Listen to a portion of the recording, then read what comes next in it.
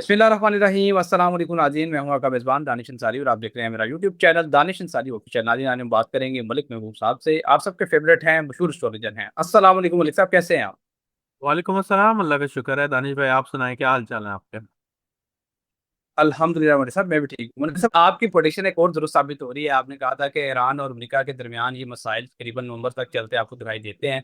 अभी ये मामला बिल्कुल तय नहीं होंगे। सर, अभी खबर सामने आई है, डोनाल्ड ट्रंप ने कहा है कि मुझे ईरान की ताज़ा तरीन तजावीज़ पेश की गई, जिन्हें मैंने मुस्तरद कर दिया। ईरान पर दोबारा हमला करने का इम्कान है।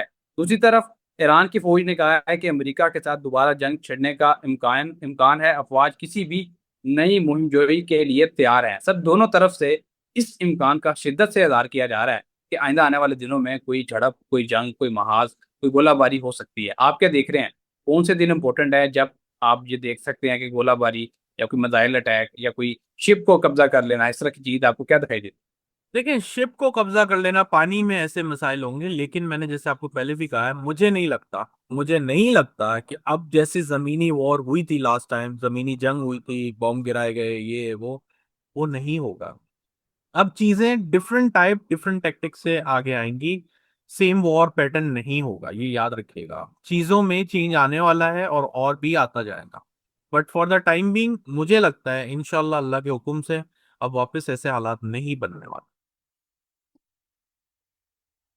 है? Okay sir. सर, अमेरिका की तरफ से हालिया ईरान और इसराइल और अमेरिका जंग के बाद चीन की जो कंपनीज हैं उन पर काफी पाबंदियां आयद की गई और अब चीनी रिफाइनरीज पे भी अमेरिका की तरफ से पाबंदियां आयद की गई हैं। लेकिन हैरान कुन बात जो फर्स्ट टाइम देखने में आई है कि चीन ने वाज़िया तौर पे अमेरिका की पाबंदियों को मुस्तरद कर दिया और ये कह दिया है कि हम पर इन पाबंदियों का कोई असर नहीं है, सिफर फर्क पर हमें पड़ता है।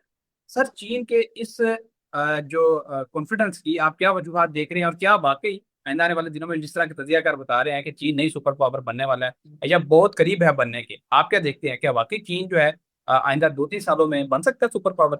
100% चीन नेक्स्ट सुपर पावर है, और इसमें कोई दो राय नहीं है। लेकिन इसमें टाइम लगेगा। अगर आप ये बोल रहे हैं 2-3 साल, तो नहीं, मुझे लगता है 4 से 5 साल लगेंगे। और चीजें जिस तरह चेंज हो रही हैं, और आने वाले दिनों में जो नई टेक्नोलॉजी आएगी, वो चीन ही सुपर लीड कर रहा होगा, देख लीजिएगा आप। Okay sir. अच्छा सर, एक लास्ट क्वेश्चन करूंगा, बहुत इंपॉर्टेंट है क्योंकि इसमें इंसानी जानों का दया हो रहा है और कहीं पे भी दुनिया में इंसानी जानों का दया होना, उस पर अफसोस होता है। अभी सर, इसराइल के हवाले से खबर आ रही है, इसराइल की तरफ से लिबनान में जंगबंदी के बावजूद अटैक किया गया है और कई लोगों की अमवात की खबरें सामने आ रही हैं। सर, ये सिलसिला कब रुकेगा? एक तरफ जंगबंदी मुआहदा तय पा चुका है, दूसरी तरफ गोलाबारी की जा रही है लिबनान पे। ये सिलसिला कब तक आप रुकते हुए देख रहे मुझे नहीं लगता सर ये आसानी से रुकेगा। ये थोड़े टाइम के बाद फिर पॉज अनपॉज, पॉज अनपॉज। क्योंकि इसराइल जो है ना, जंगी जराइम के लिए बहुत एक्टिव दिख रहा है ऐसा। तो मुझे नहीं लगता कि ये सुकून से बैठेंगे। ये एक जगह बंद होगा, दूसरी जगह शुरू, दूसरी जगह बंद होगा, तीसरी जगह शुरू। तो अल्लाह करे, अल्लाह ही इसमें बेहतरी ला सकता है। हम कुछ भी नहीं कर सकते। हम सिर्फ सितारे जो चल रहे होते हैं उसको ट्रांसलेट करके बताते हैं। ना हमारा गैप कैल में ना कुछ ही कैलकुलेशन है। कैलकुलेशन के हिसाब से 60 to 70% राइट होती है। मैं बहुत दफा बता चुका हूँ। और इसको इतना ही हमें लेना चाहिए। इससे ज्यादा अगर हम ले रहे हैं तो फिर आप अपना ईमान खराब कर रहे हैं। मार्च में हमने दो बड़ी जंगें देखी, एक ईरान इसराइल और अमेरिका के दरमियान और एक बड़ी जंग पाकिस्तान और अफगानिस्तान के दरमियान हुई। और उसकी तारीख में बहुत कम मिसाल मिलती है क्योंकि पाकिस्तान के अफगानिस्तान के साथ इतने शदीद ताल्लुकात खराब नहीं हुए। लेकिन हम गुज़श्ता 2-3 हफ्तों में देख रहे थे कि पाकिस्तान और अफगानिस्तान बड़े बेहतरीन और नरमी से अपने मसाइल को हल कर रहे थे। लेकिन आज ख्वाजा आसिफ साहब का बयान आया है, उन्होंने कहा है कि भारत अफगानिस्तान के जरिए प्रॉक्सी वार कर रहा है और अफगानिस्तान के साथ अभी कोई जंगबंदी हमारी नहीं है। इसका मतलब ये कुछ लोग कह रहे हैं, तजियाकार कह रहे हैं कि पाकिस्तान कोई बड़ा ऑपरेशन करने वाला है अफगानिस्तान के खिलाफ। आप क्या देख रहे हैं? पाकिस्तान को अपने वेस्ट एंड से कोई ऐसी चीज दिखाई देती है कि पाकिस्तान दोबारा कोई नया महाज खोलने वाला है? आपको क्या देख रहे हैं इस बात से? आप, मुझे लगता है भूल गए जब मैंने आपको कहा था मुआहिदा हो गया था पाकिस्तान का और अफगानिस्तान का, और आपने मुझे कहा था कि सर ये तो जंगबंदी हो गई। तो मैंने आपको क्या कहा था कि मुझे नहीं लगता यहाँ जंगबंदी होगी। ये जो है गोरिल्ला वार लड़ते हैं, ये इतनी आसानी से नहीं हटेगी। और ये वॉर अभी टाइम टू टाइम चलती रहेगी। अगर आप ये बोल रहे हैं कि खत्म हो गई है, तो आप गलत फहमी का शिकार है। ये पॉज है। ये पॉज किसी वक्त भी खत्म हो सकता है। अब जैसे हम लास्ट क्वार्टर की तरफ जाएंगे, I will talk about it. लेकिन फिलहाल अभी रहने दें, आप इसकी टेंशन ना। शहबाज गिल ने एक खबर ब्रेक किया, उन्होंने कहा है कि पाकिस्तान तरीके इंसाफ को एस्टेब्लिशमेंट की तरफ से 3 से 4 किस्म की डीले जो हैं वो मसूल हो गई हैं। इससे पहले भी एस्टेब्लिशमेंट की तरफ से डील्स जो हैं पीटीआई को ऑफर होने की खबरें हमारे सामने आती रही थी, लेकिन इस मरतबा इसकी तस्दीक जो है वो बहुत से और सोर्सेज भी कर रहे हैं कि पीटीआई को एस्टेब्लिशमेंट की तरफ से डील ऑफर की गई है। और सर आपने भी ये प्रेडिक्शन की थी, आपने बताया था कि डील को बिला वजह ही बदनाम किया गया है। एट द एंड होना यही है कि एस्टेब्लिशमेंट और पीटीआई के दरमियान कुछ मामला तय पा जाएंगे, कुछ खुला सफाई हो जाएगी और उसके बाद पीटीआई की इकतदार में वापसी होगी। सर बिलाखिर डील है वो ऑफर कर दी गई है, आप मजीद आगे क्या देख रहे हैं, क्या सिचुएशन देख रहे हैं, क्या पीटीआई इस डील को एक्सेप्ट करेगी? अच्छा, इस डील से पहले मैं आपको एक छोटा सा एक एग्जांपल देता हूँ, शायद इस डील का जो वर्ड है ना उसको समझने में लोगों को आसानी हो। वो ये है कि अमेरिका और ईरान के बीच में क्या हो रहा है, ये भी डील ही है। अब वो मुआहदा कर रहे हैं, वो अलग अलग नाम दे हुए हैं, एग्रीमेंट है, ये है। कोई भी मसले का हल मुझे ऐसा लगता है कि एग्रीमेंट दोनों पार्टियों को एक पेज पे आना पड़ता है, फिर वो जाके हल होता है। इस बात को आप जहन में रखिए। बिल्कुल। अब किसी ने उसको डील दिया हुआ है, किसी ने ढील दी हुई है, जो मर्जी, अपने मर्जी से आप जो बोलना चाहे बोलें, लेकिन अंडरस्टैंड करें कि किसी भी चीज का, मसले का हल इन चीजों से नहीं निकलता। या तो फिर बिल्कुल ही आप एक एक पार्टी बिल्कुल ही एग्जिट कर जाए और हार मान के तस्लीम कर ले, मेरे हाथ खड़े हैं, दैट्स इट। और फिर अगली पार्टी उसको जो है एक्सेप्ट करके आगे बढ़े, लेकिन अल्टीमेटली गोल हर चीज का, मसले का हल डील से ही होता है। अब आते हैं खान साहब की बात पे। देखिए, जो पार्टी में नजर आ रहा था कि पार्टी में जो कॉन्फ्लिक्ट है, जो पार्टी में प्रॉब्लम्स हैं, वो आप मई में सॉल्व होना शुरू हो जाएंगे। अब ये डील की शक्ल में हो, जिस भी वजह से हो जाएंगे। क्योंकि एक ठीक चीज है। में मैंने बताया आपको, एक प्लेनेट जो है बहुत सारी चीजों को सिग्निफाई कर रहा होता है। हम ये पिन पॉइंट नहीं कर सकते सिर्फ, जैसे मून वाटर भी है, मून फूड भी है। अब अगर मैं मून देख लूं तो मैं ये नहीं कह सकता कि भाई आपने पानी का काम करना है या आपने फूड का काम करना है। वो बाकी प्लैनेट, डिफरेंट प्लैनेट ट्रांजिट के साथ मिलके हम उसको जो है सिंक करते हैं, फिर हम उस पे पहुंचते हैं कि आपके लिए खाने का काम बेहतर है। अगर मैं ट्रांजिट से देखूं तो मैं उस पर नहीं जस्टिफिकेशन दे सकता हूँ किस टाइप की डील दी हुई होगी।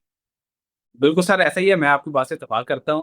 एक और खबर आपसे शेयर करना चाहूंगा। सुहेल सुनील साहब ने जलसे से खिताब करते हुए कहा है, जलसे जुलूस पाकिस्तान में शुरू हो गए हैं। मई के हवाले से आपकी पहले पटिशन थी कि सियासी गहमा गहमी, जलसे जुलूस, एहतजाज, डेमोस्ट्रेशन में आप दिखाई देंगी। सुहेल सुनील साहब ने खैबर पख्तूनख्वा में जलसे से खिताब करते हुए कहा है कि पाकिस्तान में आइंदा कुछ दिनों में कुछ बहुत बड़ा होने वाला है, अडियाला जेल के दरवाजे खुलने वाले हैं। उन्होंने कहा है कि शहबाज शरीफ और नवाज शरीफ दस्तखत करें और लंदन लौट जाएं। सर क्या बड़ा होने वाला है, क्या बड़ी पेशरफ्त होने वाली है? सुहेल वरीद साहब ने तो पर्दे में रखी है बात। एस्ट्रोलॉजिकली आप क्या बड़ा इवेंट देख रहे हैं पाकिस्तान में? देखिए, मैंने आपको पिछले साल से बताया था, जैसे ही राव एंटर हुआ था एक्वेरियस में, मैंने कहा था ये टाइम अच्छा नहीं होगा पाकिस्तान की सियासत में। बहुत बड़ा टर्मोइल आएगा, खुदा ना खास्ता कोई मेजर क्लैशेस, मेजर, यूं कहा जा सकता है, अल्लाह ना करे, कोई बड़े अजीम इंसान की डेथ पॉसिबिलिटीज होती हैं, क्योंकि पास में ये देखा गया है। इसलिए मैं उसके हिसाब से बता रहा हूँ, डेथ मैं प्रिडिक्ट नहीं करता हूँ, मैंने पहले भी बताया। पास्ट इवेंट के हिसाब से जब जब राहु एक्वेरियस से ट्रांजिट किया है, उसने कियोस बनाया ही बनाया है पाकिस्तान की सियासत में। तो पाकिस्तान की सियासत में टाइम शुरू हो गए यहां से लेके अक्टूबर तक, सितंबर तक के मामलात बहुत ज्यादा खराब ही की तरफ जाएंगे, और मुझे नहीं लगता ये हुकूमत रह पाएगी। Okay sir. अच्छा सर, एक और बड़ी खबर सामने आई है, एक सर्वे में बात बताई गई है कि इमरान खान साहब की मकबूलियत पाकिस्तान में 70 से 80% तक पहुंच गई है।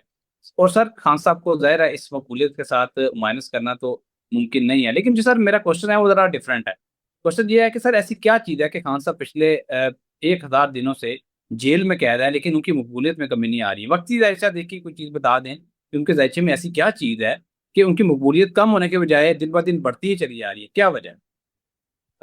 उसकी वजह सिर्फ सन है। सन की जो पोजीशन है, स्पेशली जो उसके अंदर पॉइंट्स हैं, उसको शद्बल हम कहते हैं एस्ट्रोलॉजी की जबान में, वो बहुत अच्छे हैं। और जब सन अच्छे हाउस या एस्पेक्ट्स के अंदर होता है तो मकबूलियत इंसान को मिलती ही मिलती है। तो एक साल के लिए तो मुझे पता है कि उनकी मकबूलियत मजीद बढ़ेगी, मजीद बढ़ेगी। लेकिन एक बात यह है कि मकबूलियत के साथ जो उनको डैमेज मिल रहा है ना, वो हेल्थ की तरफ मिल रहा है। तो आंखें आंखें भी सन ही होती हैं। सन को हम आंख के लिए भी, बोन्स के लिए भी, ब्लड तो नहीं, आंखें और बोन के लिए हम चेक करते हैं।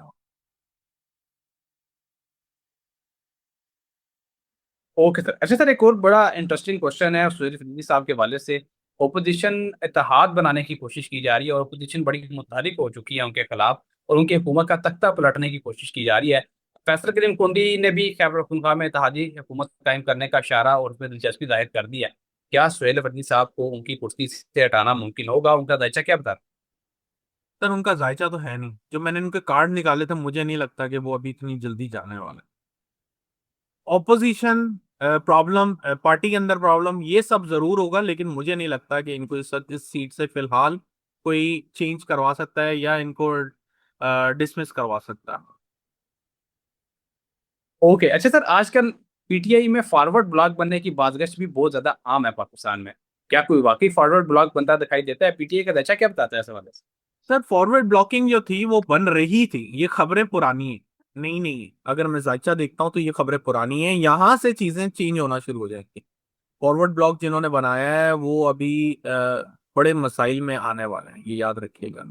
तो फॉरवर्ड ब्लॉकिंग यहाँ से बहुत मुश्किल हो जानी है अगर बनी हुई है तो। लेकिन मुझे ऐसा लगता है ये पुरानी थी, खबरें अभी लीक हुई हैं।